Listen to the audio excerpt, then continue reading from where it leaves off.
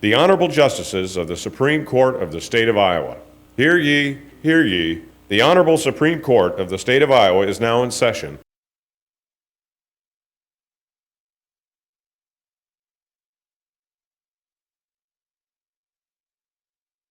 Thank you, everyone. Please be seated.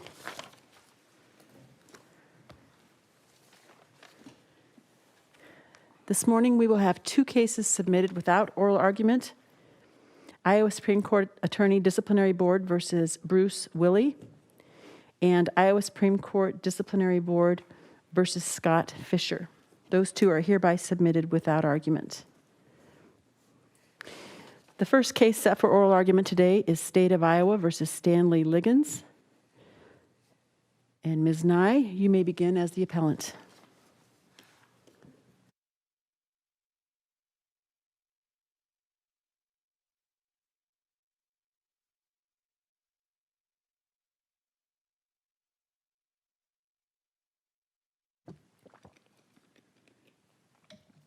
Good morning. May it please the court, Mr. Bennett.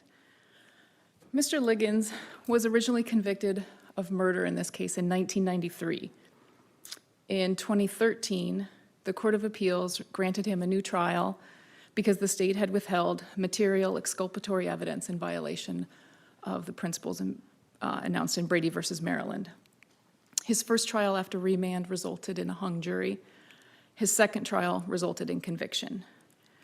The issues raised in this appeal largely involve the dilemma of how to provide a fair trial to a defendant like Mr. Liggins, who, because of the passage of time and the death of key witnesses, cannot utilize the exculpatory evidence that was wrongfully withheld from him nearly 30 years ago.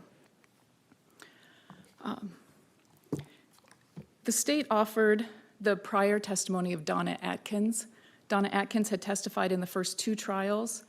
The gist of her testimony is that she saw his car in the Hillside Apartments the day after the murder, and that it reeked of gasoline, and there was a gas can in the back seat. However, she had passed away before the new trials began in 2018 and 2019. The district court allowed her prior testimony pursuant to the state's request as former testimony of an unavailable witness. However, this was error because Liggins didn't have access to 3 police reports that undermined her testimony and her identification of Mr. Liggins' car. His prior opportunity to cross-examine her was insufficient to support the admission of the testimony under this exception. Well, let's explore that just a little bit. I think one of the courts described the 3 statements as somewhat helpful to the defense, perhaps, but maybe not. A brown car was also parked there. That's not inconsistent with Liggins' car being there. Mm-hmm. It's true that Atkins' boyfriend apparently didn't smell gas or didn't see the car and smell gas, but that's not a direct contradiction. It's just that he didn't see it. Mm-hmm. No doubt a defense lawyer would prefer to have this information and take a shot at cross-examination probably. But it's not like it was wonderful impeachment material. It would have been useful perhaps. We just don't know. And respond to my concerns about the strength of your argument. So the other 2 people confirming that well, first of all, Daryl Sheese's statement to the police, what we have is a police report. Daryl Sheese has passed away. There's no way to know what else he would have said. So the state will speculate he wouldn't have said anything else. We, of course, will speculate that he would have said lots of great things to help the defense. But it's true, we don't know exactly what he would have said. We have a police report, which is summary in nature, just says he doesn't recall, according to the officer's statement, he doesn't recall seeing the car there that day. But as well, he didn't even recognize the car. And her testimony was that the car was there every day. It was always parked right outside his door. It, greatly annoyed her. And so it undermines her, not just whether she saw the car that day, but whether she even accurately remembers the car. Counsel, Mr. Liggins' car was this unusual Citroen, and it doesn't seem like this additional information would have scored points to knock her testimony out. She had reason to pay attention to the car. It bothered her. It's very noticeable. And she, seeing a gasoline can and that odor after the discovery of this body, it seems like that would stick in your mind. I'm not sure that the car is really that distinctive. Other people had said, I saw others, they described the brown Mustang as a similar car. Well, it's distinctive enough that the prosecutor at the time of the original trials had it disassembled and the rear end of the car set up in the courtroom. Yeah, the taillights were sort of the key to the identification of this car, that the one taillight was brighter than the other, and which was not anything that was observed by Miss Atkins that day. She just saw it parked there and thought it reeked of gasoline. So what he could have done on cross-examination, like whether it's a full and fair opportunity, and how he would have been able to cross-examine her based on that. The prior opportunity, and key is that it wasn't his choice not to cross-examine her on the possibility that somebody else was there and didn't see the car that day. It wasn't his choice. It's because this evidence was withheld from him. So it wasn't a deliberate, that's often key to whether the prior cross-examination was sufficient. And prejudice, well, we'll be talking about prejudice a lot, I think. Talk about deliberate. I mean, as I read the Court of Appeals opinion from 2013, it wasn't necessarily deliberate that the information was withheld. It was, but doesn't mean it's not a Brady violation, of course. Right. But so we have a situation where something occurred, and under any circumstance, it's impossible to recreate the perfect situation, which would have been one trial back in 1992 with all the evidence available. And so we have an imperfect world, and some of that works to the detriment of the prosecution. They don't have Adkins anymore as a live witness. So, is this a fundamentally unfair process? Is it an unfair trial? This is an evidentiary and, this specific issue, but if you're talking about the overall trial, like sort of jumping to other issues, there were lots of problems with Liggins' ability to use the exculpatory evidence. So that's one piece, is that he wasn't able to cross-examine Donna Atkins about her identification of the car. He also wasn't able to call Daryl Sheese directly to contradict, because Daryl Sheese has passed away. He wasn't able to call the Teresa Held, who had told police that she'd overheard the stepfather say that he wanted to videotape himself engaging in sexual acts with JL. They also aren't able to call, so they're not able to call Teresa Held. They're not able to call Joe Glenn to sort of probe that theory with him, because he's missing and presumed deceased. His alibi for that night, there's a portion of time where he's, Liggins' theory has always been that somebody else did this, and the most likely suspect was the stepfather. So Joe Glenn's whereabouts, there's a portion of time that's unaccounted for, but then he's out later, and his alibi is Mark Titus, who is also no longer available, is deceased. They can't question him. And as well, we've got he was not able to effectively cross-examine WH because her memory's now faded. She's got diabetes, her eyesight's failing. She doesn't remember things she testified to the prior year. In fact, she didn't remember for the one of the key differences in her testimony from 2018, the 2018 trial, which resulted in a hung jury, to the 2019 trial, was she, the weakest part of her testimony was that it changed over time, that it started with an anonymous tip, that she'd seen Stanley Liggins in the neighborhood, and the police should check that out. And then every time she's interviewed or deposed and gets to trial, suddenly she's remembering now that she saw a fire, she saw a car, Then she saw these headlights that maybe were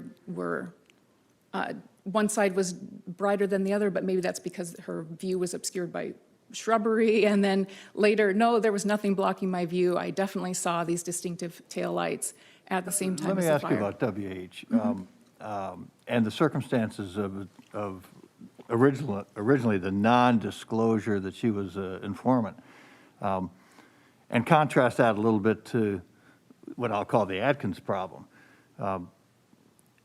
With respect to the non-disclosure of the 77 reports and the witnesses related to Atkins, the district court found that there was a Brady violation, but kind of went out of its way a little bit to say there, that there wasn't wrongdoing necessarily, but these reports should have been turned over.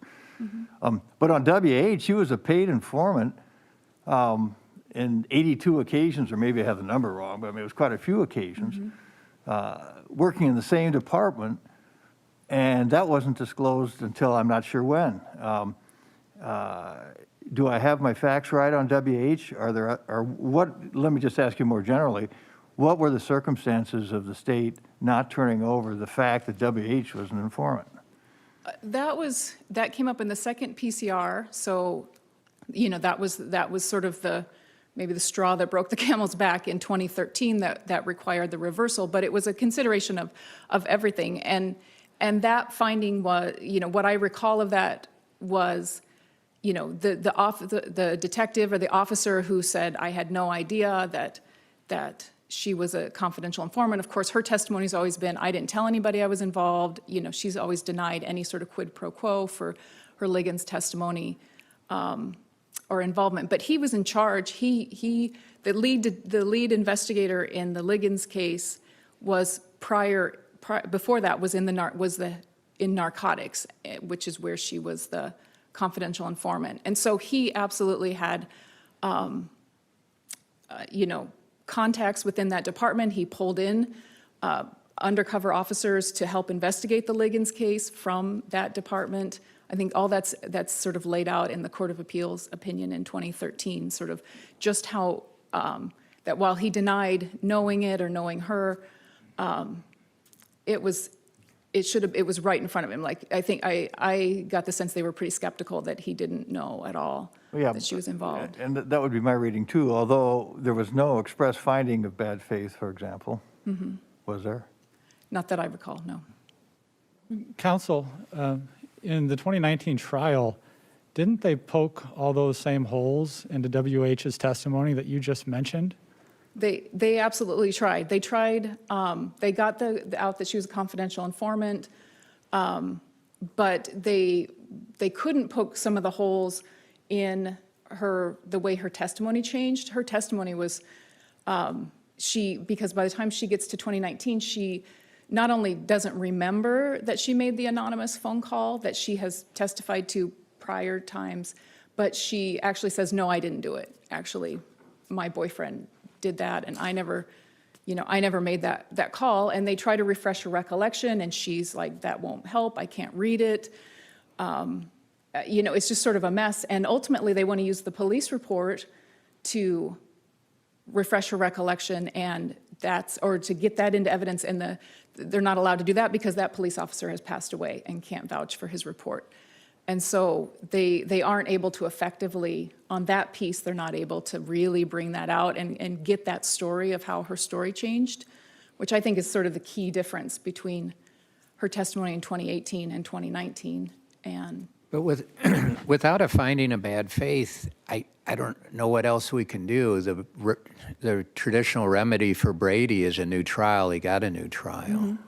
I think that, I've analogized it to pre-indictment delay, where the decision is, or, it's a balancing test. It has, what's the reason for the delay, and ultimately, is it a reasonable delay? And what's the prejudice to the defendant? And I don't think, our cases don't say, like Trumpeter, in that case, it was bad faith. The prosecution did absolutely purposely delay to gain a tactical advantage, and they said that was a problem. But I don't think the case law is so clear that it has to be. I mean, certainly that's going to tip the scales to unreasonableness if it's an intentional bad faith action on the state's part. But when you look at this, where you have a Brady violation, even if it wasn't in bad faith, and this, how long was the delay, and is it a good reason? Well, it's still not a good reason on the state's part. The state still has this constitutional duty to turn over exculpatory evidence that they didn't do. Let me shift back to the Atkins testimony that had to be, read to the jury.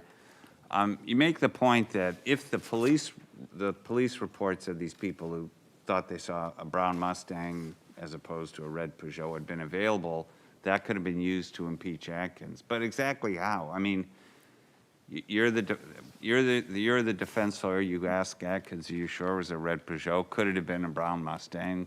All right. But then what else do? You don't get those reports into evidence without an actual witness, right? I'm trying to think if that officer is still alive, if we can, it could, that. That would be a separate issue. But I Yeah. mean, you talk about impeaching and the defense counsel not having a full and fair opportunity to cross-examine Atkins. There really is the cross-examination wouldn't have been much different. What you're really arguing is, maybe there would have been a witness around that could have brought in this sighting of a brown Mustang, right? Well, I think and I think this is where the Williams case, may I answer? I'm sorry. Yes, you may. The Williams case out of Maryland sort of was a similar thing where they had cross-examined a witness, and later learned the state had withheld that she considered herself legally blind.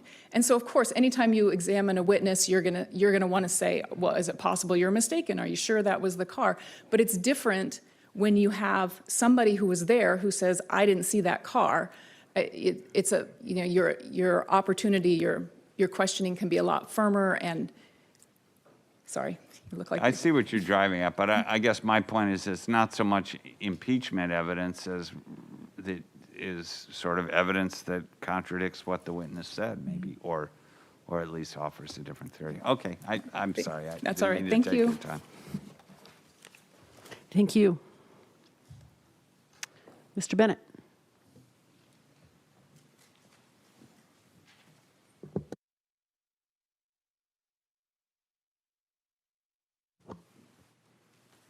May it please the court, I'm going to touch on a couple matters regarding the Donna Atkins issue and then move into what I believe a lot was touched on regarding the last issue in the brief, the motion to dismiss the case.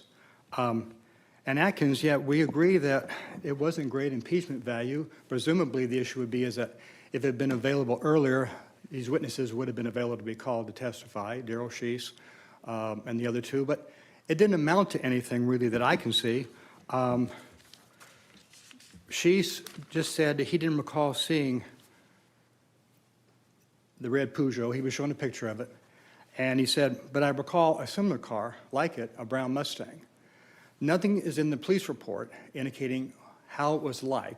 It's a different color, and we don't know what he was saying, that it was like the Peugeot. Now, the other two witnesses... didn't the Court of Appeals say in 2013 that it did amount to something? I mean, combined with the undisclosed police informant, enough to give him a new trial? In 2013, they included that with the confidential informant suppression, but in that first post-conviction, they said this is not sufficient in and of itself. But they cited some law which indicated that when you have suppression of evidence, you can kind of combine them, and they thought there was a singular importance to the confidential informant suppression, and they brought these other matters in. But in the first post-conviction appeal, they did not think it was that material. Because what we have here is that, well, I saw a car like it, a brown Mustang. Well, a brown Mustang, that's all we have. The other two people confirmed that they had a brown Mustang parked in the parking lot. And the claim here, obviously, is that they want to be able to impeach her and introduce evidence that she was wrong in identifying defendant's car as the one she saw that day when she saw it being taken away by the police, and she actually saw the brown Mustang. But her description of what she saw is so specific that I don't think there's any chance that she mistook. Well, and that's the issue, actually, I think. And that is, lost chance. I mean, we don't know what would have happened on cross-examination with this added material. I mean, I think there's a fair possibility that the defense counsel would have tried to use that to undermine the witness. Well, did you see the brown Mustang that also in the parking lot? No, I didn't see the brown Mustang. Really, you didn't see the brown Mustang, but you did see this one. Or who knows how it would have gone. But a cross-examiner likes additional information. That information, if I were cross-examining, I would have wanted that to help structure it. What the answers would have been, of course, hard to say. I mean, Atkins might have said, you know what? I saw that red. It was a red Peugeot because I couldn't figure out the spelling, and I looked on the side of the car and it said Peugeot. I mean, maybe that would have come out, right? I mean, we just don't know. But having said that, don't you concede that the defense would have been in a better position had they had that additional information to attack Atkins than they were?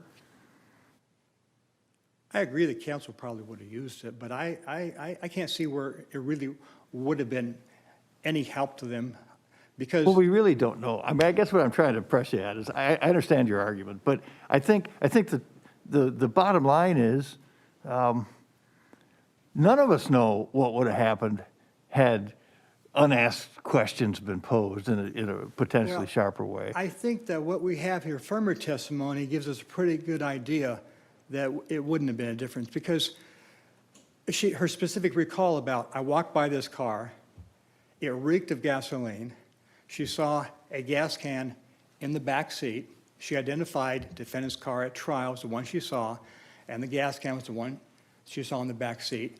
She even cautioned a female friend not to light a cigarette because the fumes were so strong.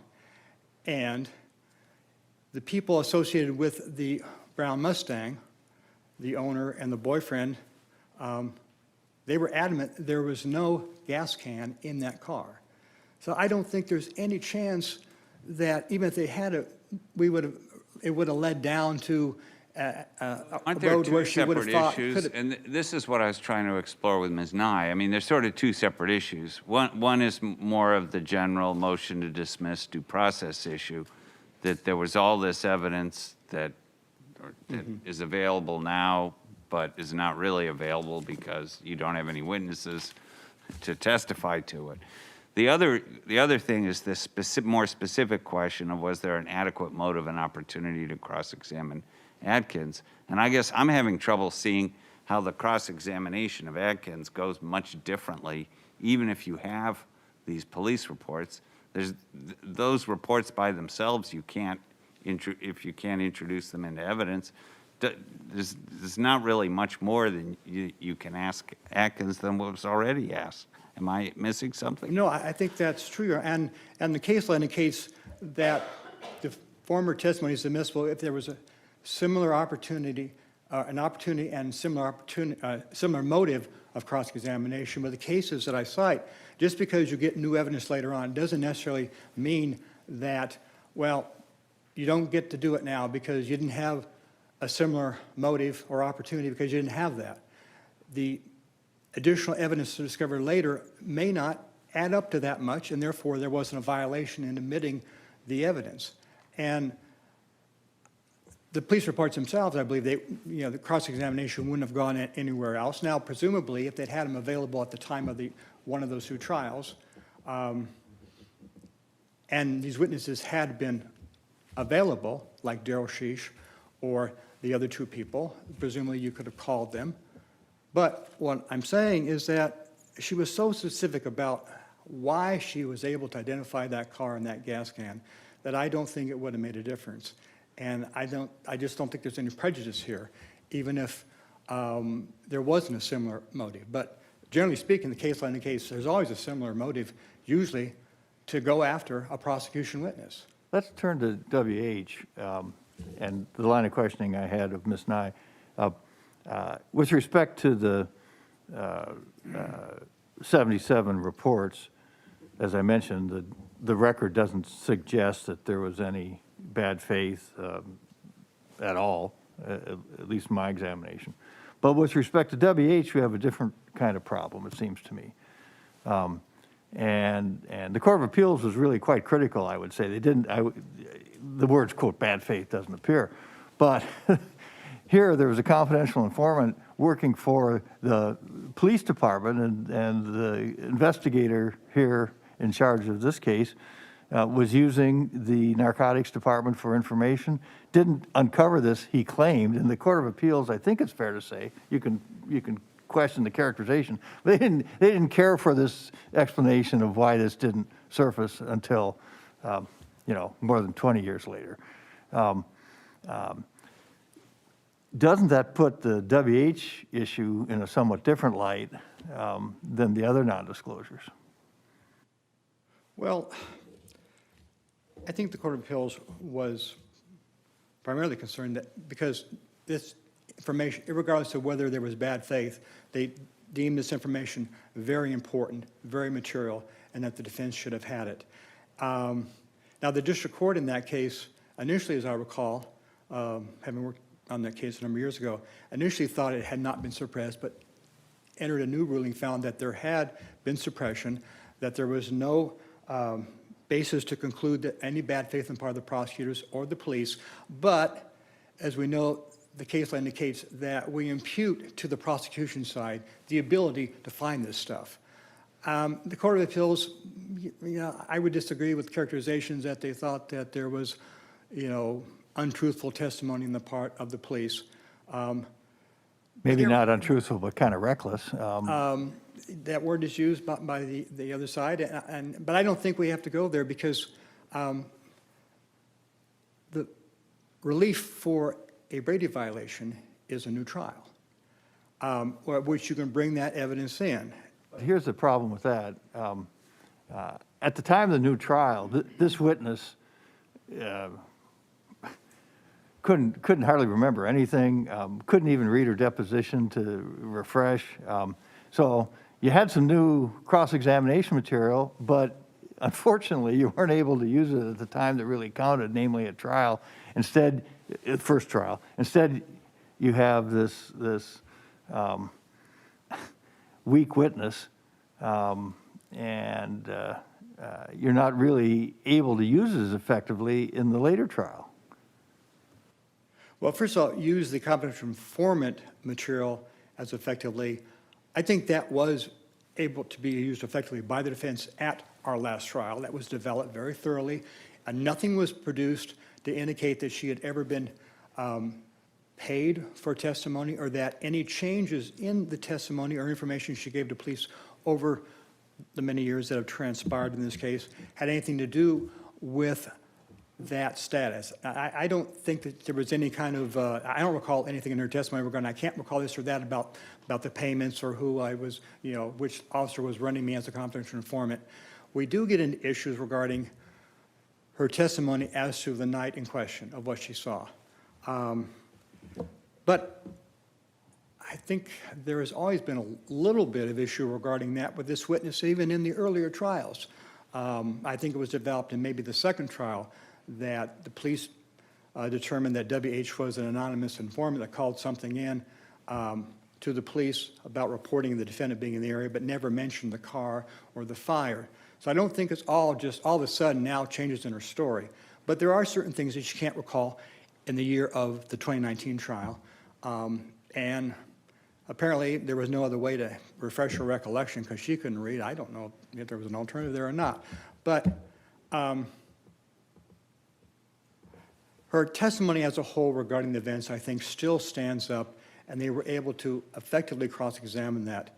And to the extent that there are certain, it was effective cross-examination, even when a witness doesn't recall something, that can be effective cross-examination because, indeed, they could have gone to the jury and argued, and I don't recall whether it was argued or not by the defense, that the witness isn't credible because of all the things that she can't remember. Just because she can't recall a particular thing and therefore the defense wasn't able to nail her down on that, I don't think means that her testimony prejudiced him so much that you would find prejudice under the due process standard. Because that's what they are arguing to have applied here is the pre-accusatorial delay standard due process where you can argue for dismissal. Can I I'd like to change the topic to Mr. Holmes. So Mr. Holmes makes a identification at trial. If I understand the record correctly, several days after the crime, Holmes came in and there was a photo array, and he identified Liggins, but was visibly intoxicated and had consumed, I guess, 80 ounces of beer. Then he calls the police afterwards and says, well, I can't be certain of that identification. I was intoxicated. They call him back in, and now they give him mugshots of Liggins, which I find very problematic. And he then says, based on the mugshots, I'm not sure.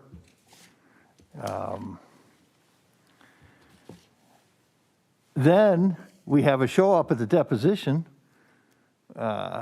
where he says, oh, that's him, another mugshot type identification.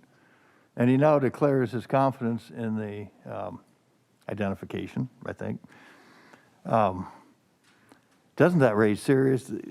First of all, I invite you to challenge my narrative. But doesn't this raise serious problems of reliability? I mean, we have a first flawed identification, then we have mugshot, and then a declaration that I'm certain. Doesn't that undermine the evidence substantially? I don't think it does to the extent that the probative value was severely outweighed or substantially outweighed by the risk of unfair prejudice. First, as to that, and I believe you recall it is correct about how things transpired. But we know from this court's recent decision, State versus Booth Harris, that evidence that a person making a pretrial identification is intoxicated does not render it unreliable and admissible, but it goes to the weight of the evidence. Right, that alone is what it says. But here we have not only the intoxication problem, but we have the what I call the mugshot problem, what the literature calls a mugshot problem. That is that an identification is tainted when you just show one photo. And boy, there's a lot of taint after the intoxicated identification. Doesn't that cumulatively put us in a different ballgame? Well, he does come back, and I think there's evidence that it was a one photo show up versus an array. But he did say that, if I can have time to finish my thought here. You may. And he still said, well, he's not sure, but he said it looked a lot like him. And the deposition, that's what it is. I don't think any of this stuff renders his testimony unreliable or that lacking in probative value that there's a basis to reverse. Therefore, we ask this court to affirm the conviction. Thank you. Could I, with the chief's permission, you were talking about the standard for pre-accusatorial delay, and then you cited the Smith case in your notice of additional authority. How does that affect our analysis? I added that as authority last week because to the extent the defendant is seeking a different rule, well, first of all, we don't agree that the pre-accusatorial delay rule applies here anyway, but to the extent that she's seeking a different rule under the state constitution, this is an example that the court very recently decided not to find a different standard. I think they were arguing for a different prejudice standard there, and the court said, we're not going to do that. Arguably, it's dictated because it may not have been preserved. But that's, I just cited for that recently this court has said we're not going to find something different in the state constitution. I have a question, too. On that last witness that Justice Appel was asking about, Holmes, does the state concede the harmless error argument? I'm not sure if that was argued. Concede harmless error? A harmless error in Mr. Holmes, I didn't see that the state argued harmless error for improper admission. Well, I think there's enough evidence otherwise, even without the Holmes testimony, to show that Stanley Liggins was the person involved in this case. So you do think it would be harmless error? I think there's enough evidence here, yes, without the Holmes testimony. But we don't think any of this testimony need be thrown out. Thank you, Your Honors. Thank you. Back to you, Ms. Nye.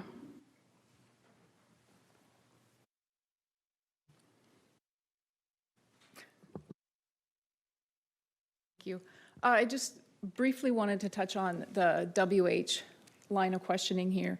And just to clarify that while, like, I think that the inability to cross-examine her on her original story about calling in the anonymous call, that is sort of hand in glove with the confidential informant status, because that's sort of the underlying theme, that even while she denies, quid pro quo for her confidential work leading, and her testimony, that was the time frame when her testimony became much more beneficial to the state, was during those years that she was working. So to the extent that Liggins was not able to get her back and acknowledge that she had made that anonymous call that didn't include any of these beneficial details, I think they dovetail, they fit together. And as well, part of the risk of her testimony is, like we saw in the district court's ruling, this was a 4-week trial, countless witnesses. I have 4 pages, I have my witness list, it's 4 pages long, much of it's being read in. And the district court, in its ruling on the motion for new trial, attributed her, found that she wasn't credible, but yet attributed her testimony, still relied on things that WH was the only person that testified to. And whether you think she attributed it to Lloyd Eston or just cited that these were facts she was relying on in her ruling, she still relied on it after finding, or the judge still relied on it after finding that. Well, let me ask you this question. All right, so it's a lengthy ruling, and perhaps there's some mistakes. Where does that leave you? Does that mean there's automatically a remand? Does it mean the conviction is vacated because the district court in a 26-page opinion in a complicated case mixed apples and oranges a little bit? Why do you think you're entitled to a remedy based on a mere error? We all have done that on occasion, I think. Certainly. I think that, I acknowledge the judge applied the correct standard, the Ellis standard, reviewed the evidence. The problem is, it wouldn't be as critical, except that the court said WH is all over the map, but it doesn't matter because other people testified to the same things that she did, and then relied on facts that only WH testified. So it's the problem is this explicit finding that WH is not reliable. And, that's exactly the role of the court in a motion for new trial based on the weight of the evidence, is to assess the credibility. So the judge assesses the credibility and then attributes those statements to someone else. So that's more than just a slight misstatement of the facts. Normally what happens is defense counsel moves for a new trial, and the trial court denies it and just gives the boilerplate magic words. And if we reverse over that, because in the course of this lengthy ruling, there's a few things the court got wrong, I would anticipate that in the future, we're only going to get these boilerplate orders, right? Possible. Yeah, I think, that may well be, but that's, it's still, I think there's sort of important things we saw in Reeves. The court looked at the district court's findings and determined whether they were supported by the evidence, sort of looked more closely at the court's ruling. And so it's not unprecedented for this court to examine the court's ruling when you get it. And I'm not saying you're not raising a legitimate point, but this is sort of in the no good deed goes unpunished. I mean, Judge Grieve went way beyond what she had to do, and now you're asking us to, find fault To with punish her it. for it. No. Yeah. But I think it goes to important. I mean, I also appreciate the detail of her ruling and the consideration. But it's still, I still think it should be corrected. And it's not, again, the remedy is not a new trial. A remedy is go back for a new hearing, and the judge can make appropriate findings and correct that. I think also, on the other piece of that, on her assessment of Holmes' testimony, I think that's a critical, I think that, that she, concluded that he was being honest, but not, that's not the relevant question when you have an eyewitness identification, of a stranger, that the real question is the identification accurate? And, these are issues all over, and I just think it's important for the court in that way, even, at the risk of getting boilerplate later on, it's important to make those distinctions, to sort of make a statement on how appropriately, if, to handle and corral eyewitness identification issues.